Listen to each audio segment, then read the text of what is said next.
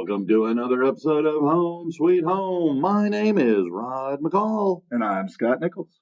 Dude, what the heck is going on? How are you?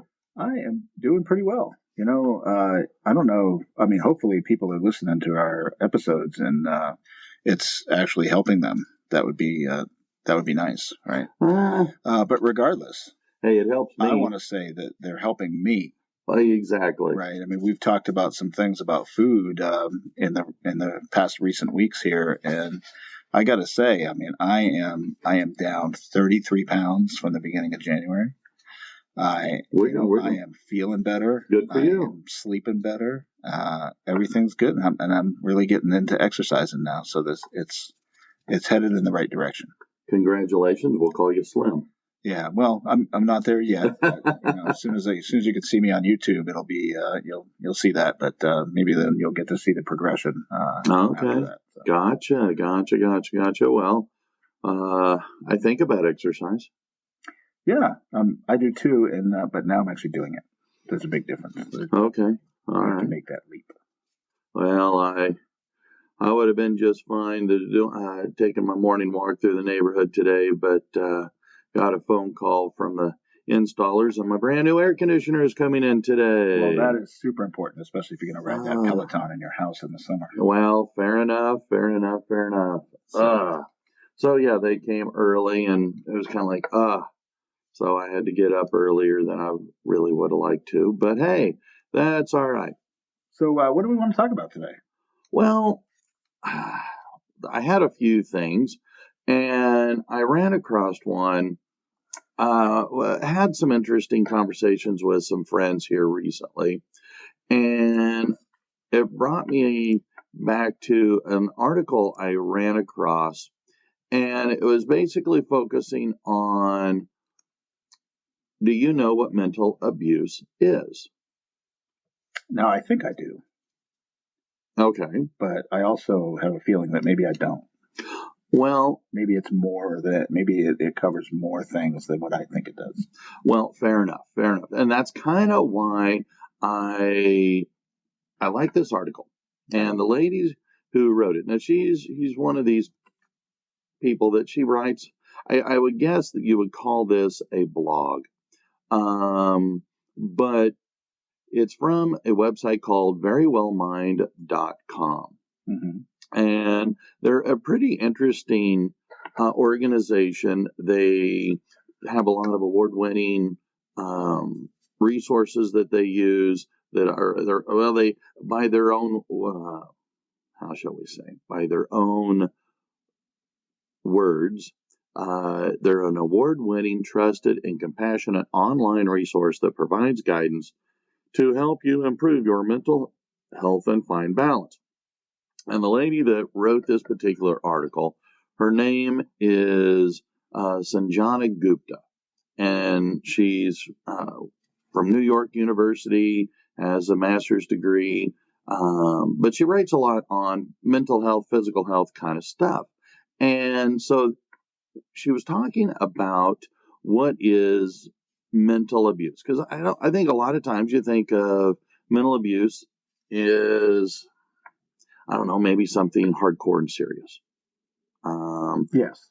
And when I think of mental abuse, I think of like waterboarding, torture, deprivation, stuff like what you see in the movies that the CIA does to captured people. So it includes both mental and physical. Well, I don't know if it includes physical, but I mean, waterboarding would be a physical abuse as well. Okay, fair point. So maybe that wasn't a good example. But when she's talking about it, it hit home because this is something that's very near and dear to me. Mm-hmm. Having been kind of a victim of, I guess we can argue that it was mental abuse. But she also calls it, psychological abuse or emotional abuse.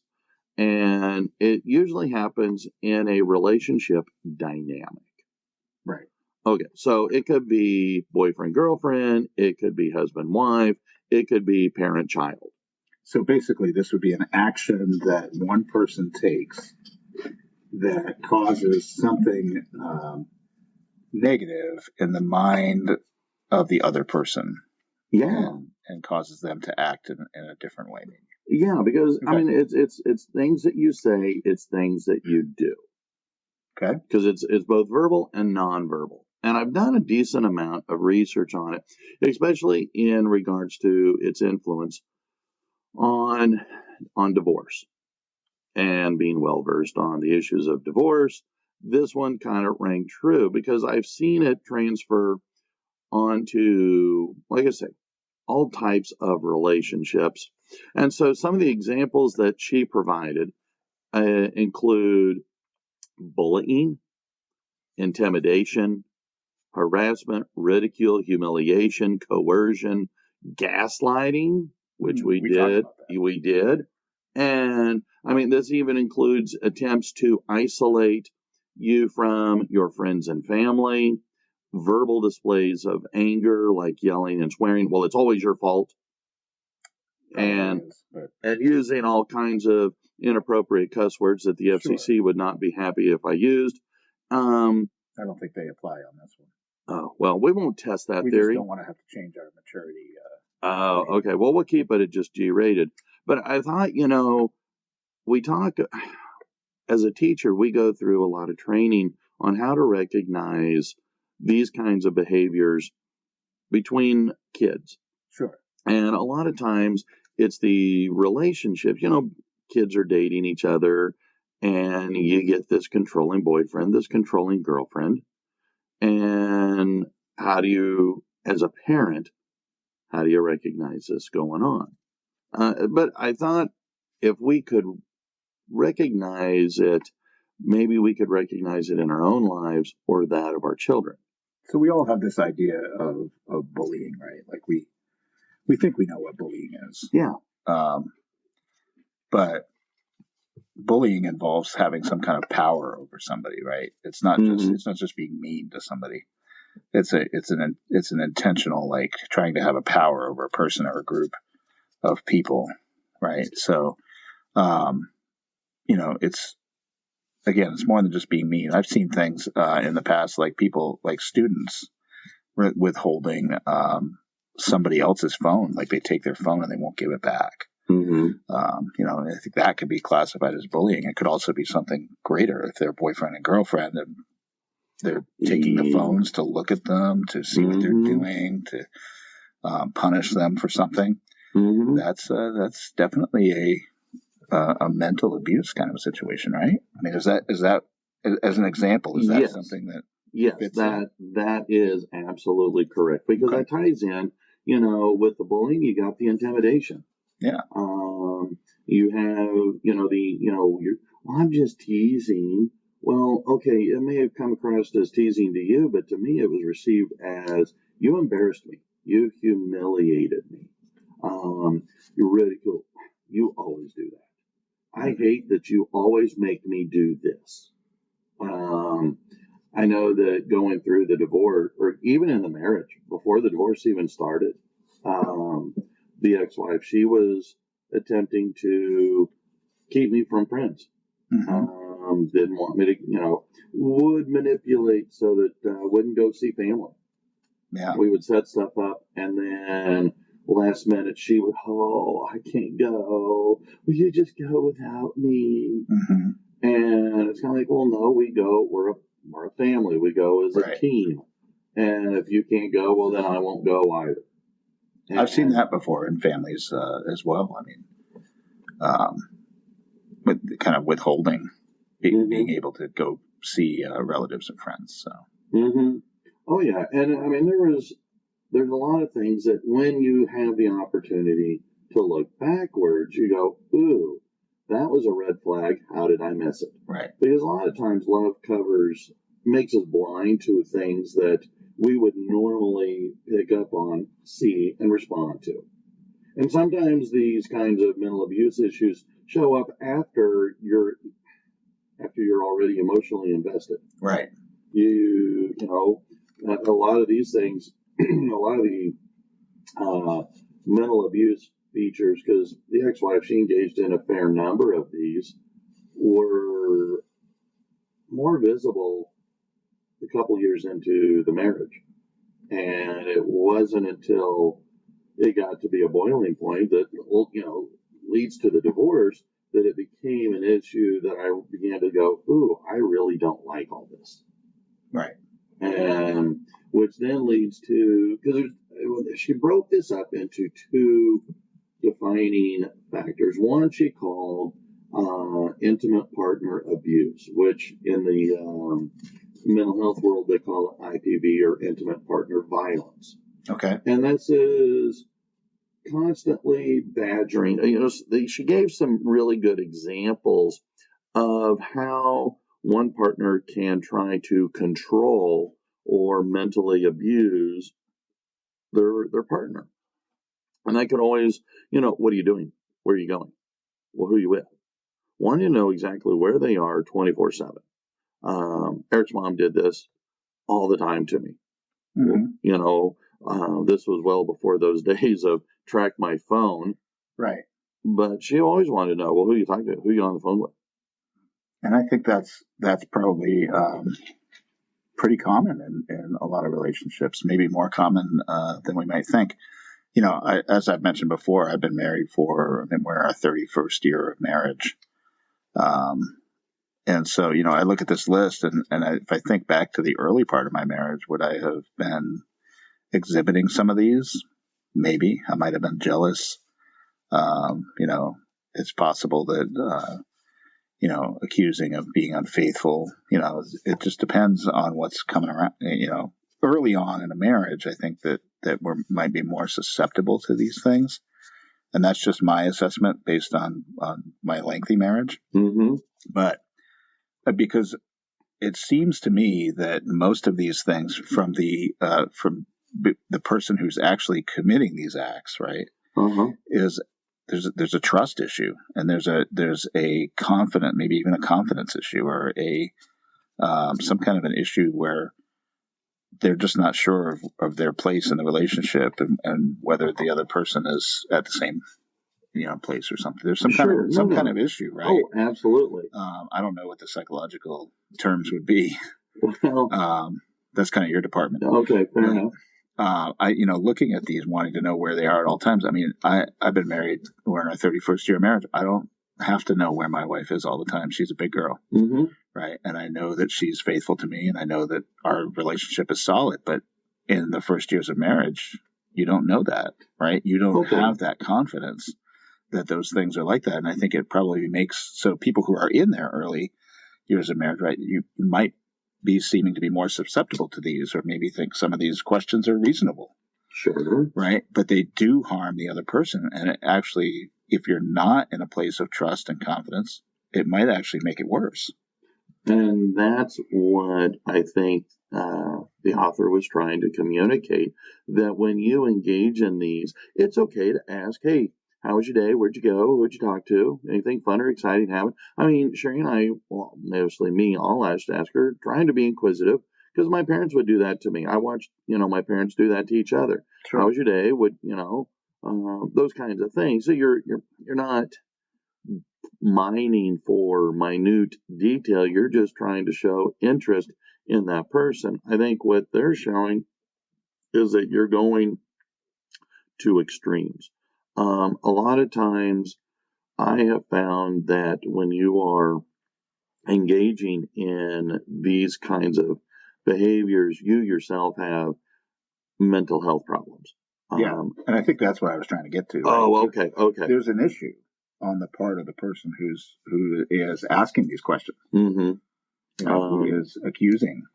Oh, absolutely. There's an issue with that person, and so if that was me, this is enlightening, and maybe I need to see somebody as a counselor, right? Maybe I need to address my issues. Well, we can practice. We'll pull up the couch over here. Okay. I love a good chaise lounge. Well, one of the, in my work, in my research that I've been doing over the last, 6-7 years, has been focusing a lot on mental health issues, and a lot of these, the mental health, the intimate partner violence or intimate partner abuse that she describes. A lot of times, if you are, identified as narcissistic personality disorder, or maybe bipolar and you're off your meds. If you are borderline personality disorder, histrionics disorder, these mental issues that you have within yourself, well, they contribute then to this, because you are, when you're, okay, Eric's mom was identified unofficially as having borderline personality disorder. Mm-hmm. And that came out through a psych eval we had to do for our divorce. And when I started exploring, well, what does that mean? Well, boom, a lot of these fit. You explore somebody that has narcissistic personality disorder. They are super controlling, Mm-hmm. and they want to control every aspect of your life.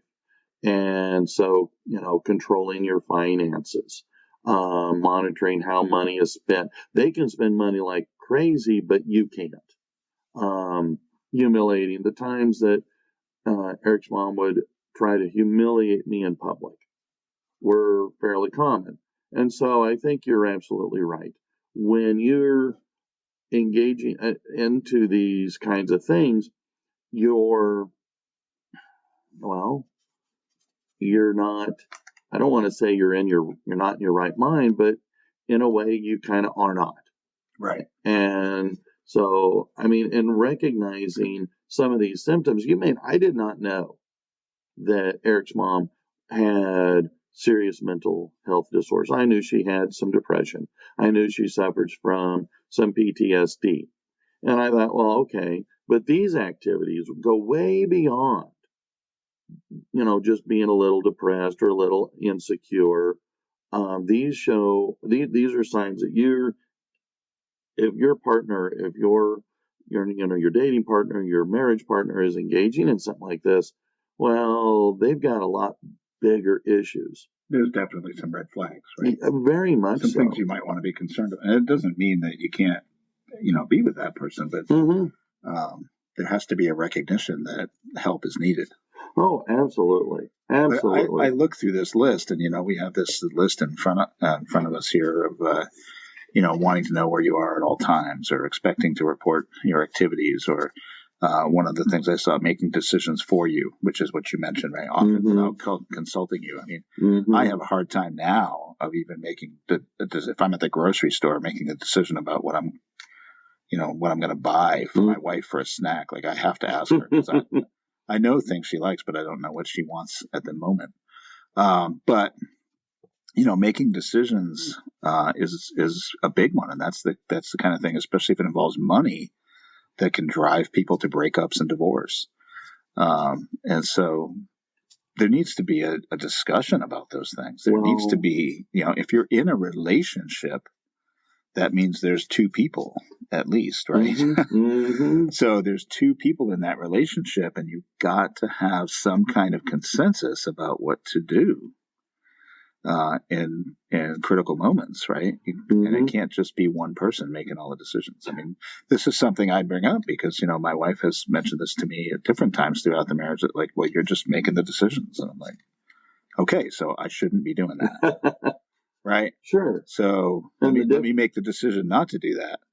But you can't just completely go the other way and just have the other person make all the decisions either, right? Well, exactly. It has to be a give and take in the relationship, a healthy one. No.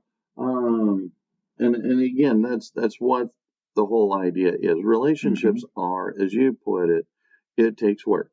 Yeah. It requires effort.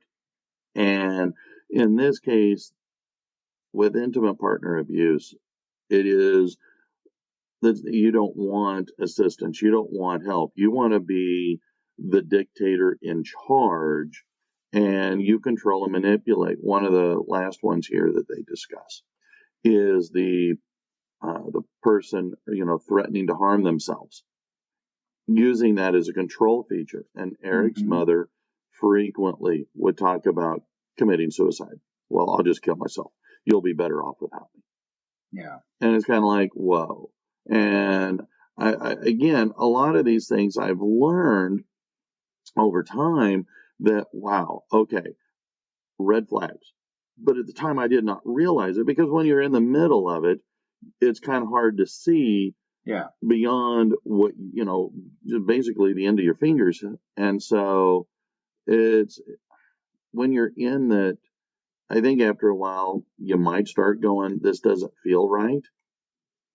And Yeah. so they do have, and I want to share this, they do have a domestic violence hotline, and it is 1-800-799-7233. If you feel that you are in, and I like this. I mean, they've done different TV shows where they'll talk about intimate partner violence or intimate partner abuse. And at the end of the episode, they always say, if this relates to Right. you or someone you know, call this number. And I really like that. And again, as I read through this, to me, it's kind of like ding, ding, ding, ding, ding, all these flashing red lights going off about my relationship with Eric's mom. Yeah. And now, like I say, now I know, and I kind of like to be able to share these kinds of information, because a lot of times, if it's happening to you, well, a lot of times it gets carried over to the kids. Mm. And so what about that? What about that child abuse portion that she's talking about? Okay, so again, like before, she provided a variety of examples. And one of those is tearing down the kid, humiliating the kid, embarrassing the kid for what, well, it wasn't good enough. How dare you not be good enough? You have embarrassed yourself. Mm. And it's kind of like, wait a minute, the kid's 7, the kid's 9. Even if the kid is 15, you don't say those kinds of things to a child. Right. And so, again, these are examples of mental abuse. And mental abuse of a child is child abuse. Yes. Even the APA has come around to the APA, or American Psychological Association, has come around into the idea of, the emotional abuse is child abuse, and depending on how bad it is, it can even be prosecuted. Yeah. And which I am so grateful of. Other examples: constant criticizing of the child will goes way beyond having a kid telling the kid how to load the dishwasher. I mean, I guess you should have never told me that, because that's going to. It was unloaded. Oh, and okay. But it really doesn't matter. Right? I was admittedly very wrong in that. But yeah, criticizing constantly, any of us, right? Even as adults, if we have a constant negative attention on us, how are we going to feel? How is it going to make us perform in our jobs or the things that we want to do? Is it going to drive us to want to be better, or is it going to really just drive us to want to go hide and sleep? And teenagers tend to want to hide and sleep anyway. So, yeah. Having them hide and sleep and then constantly think about how everybody hates them and thinks that they're useless is not a good thing, right? So positivity obviously is much better. Does that mean you can't correct your child?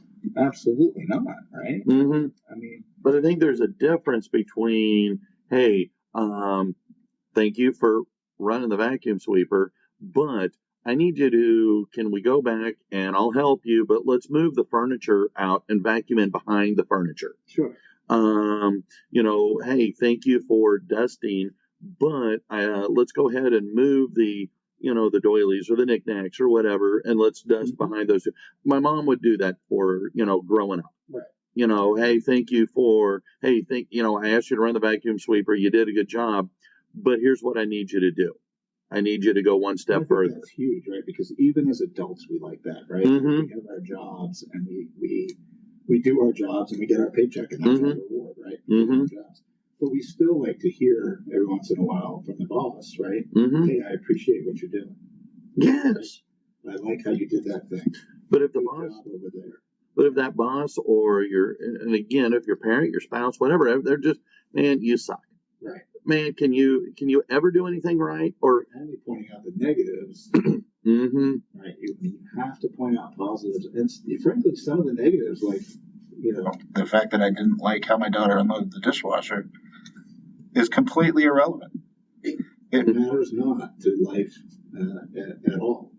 Mm-hmm. So, I should just be letting that go.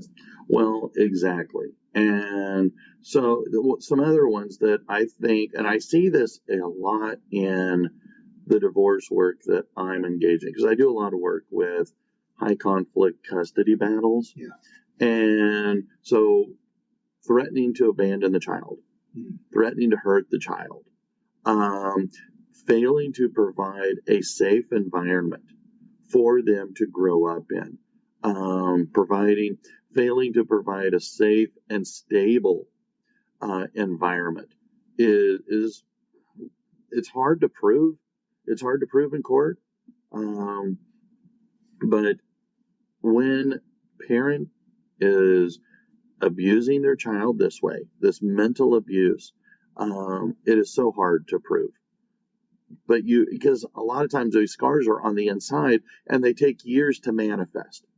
I can see in some of the seniors that I teach, they show some of the consequences of something that would have happened 5 years ago, 8 years ago, 10 years ago. Mm-hmm. Showing neglect of a child, showing no concern, sure, whatever you want to do. Go ahead. Right. You want to stay up all night, go ahead. I don't really care. It's not my job to feed you. It's not my job to monitor you. Well, it shows up much, much later. And so these types of child abuse, physical abuse, you can tell. Sexual abuse, you can tell. They leave telltale signs behind that are easier to recognize and prosecute. But when you are engaging in emotional abuse of a child, that is so much harder for a third party to identify, diagnose, Yes, and help change the environment. and like you said before, there's different degrees, right? So somebody could just be depressed about something, or they could appear as though they're fine and actually be suicidal. I mean, it's just really unclear unless you really know that person and have been able to see patterns over time. It's hard to detect that.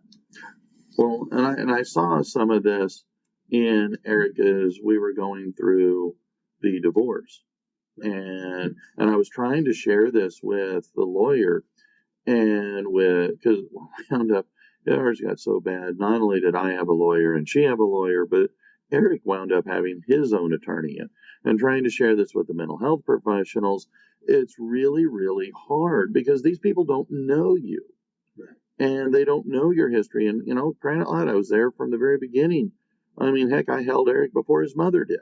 Yeah. And so I was able, I'm going, these things aren't right. This is a change. This is a negative. Something is going on. Well, the abuser is really good at providing sunshine and daffodils to cover their actions. Yeah. You can't do it forever. And ultimately, the abusive behaviors of Eric's mom came out in court, and that's why the jury awarded me full custody. Mm-hmm. But it takes so much time, and in the process, what is the damage going on to the child?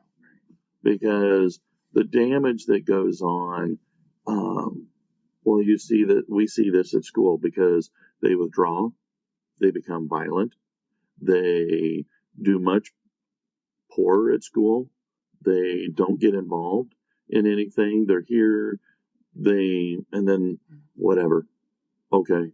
So, I mean, as a teenager, right, we know that these are formative years. And so whatever experiences they have in those years is going to shape the way that they proceed in life. And so whether it is they were abused and they become an abuser, or they were abused and so they get in relationships where they have that other really strong person and they continue to get abused, it's going to shape how they are acting and living out their life. And so it's really important that we try to fight this now. Well, some signs that we can use to help, if we happen to notice friends or family who are being victimized or mentally abused. Okay. If you notice that person constantly being extremely agitated or upset, withdrawing, or refusing to communicate or respond when you call them, text, whatever, they just, withdraw. Displaying unusual behaviors that you might associate with other,